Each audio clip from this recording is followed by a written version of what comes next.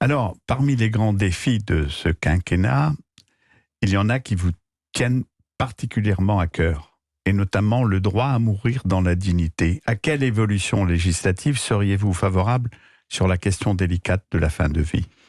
Alors, la question délicate de la fin de vie, comme vous le dites, c'est un sujet qui traverse la société et qui traverse les familles françaises dans ce qu'elles ont de plus cher, qui est leur fin de vie, la fin de vie des personnes qu'elles aiment.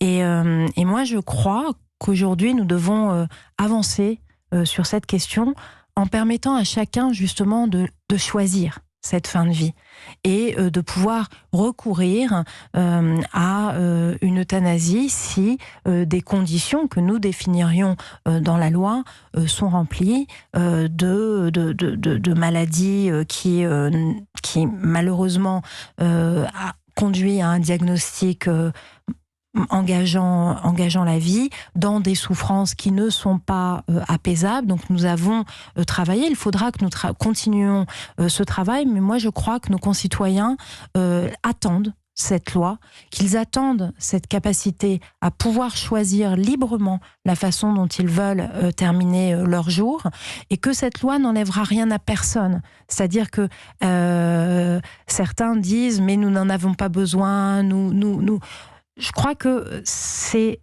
un pas de plus, c'est une liberté de plus, mais qui reposera sur le choix de chacun. Et donc, moi je crois qu'il faut faire confiance à nos concitoyens. Il faut justement ne pas leur dicter la façon dont ils doivent vivre, et ni la façon dont ils doivent mourir. Et vous sentez qu'au Parlement, il y a une majorité qui puisse se dégager en faveur, justement ? Je le crois, oui. Lorsque nous avions traité ce sujet pendant la précédente mandature, nous avions une majorité qui s'était dégagée pour voter un article loin d'une proposition de loi qui était portée par Olivier Falorni. Et moi, à cette occasion, j'avais pris position favorablement à cette proposition de loi. Et je n'ai jamais reçu autant de messages de soutien de concitoyens, que ce soit habitant ma circonscription ou au-delà de toute la France, pour me dire qu'il était temps d'avancer sur ce sujet. Donc moi, je crois que la société aujourd'hui est mûre.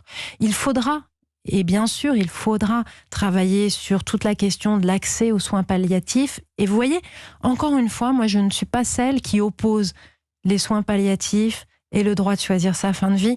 C'est de dire que, en fait, il faut offrir les deux à nos concitoyens et que chacun aura le droit de choisir. Et que c'est ce choix qu'il faut leur offrir. Vous voulez